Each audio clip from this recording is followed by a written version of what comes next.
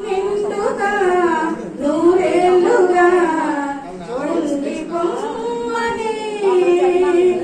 సుఖీ భవ సుమంగళి సుఖీ భవ శతమానం భవతి అని నన్ను దీవించి గతకాలం శృతిలోనే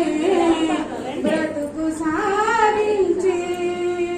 ఈ కుంకుమ రేకులు కెంపులు పూయగా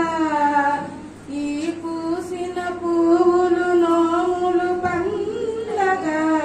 కదలి రా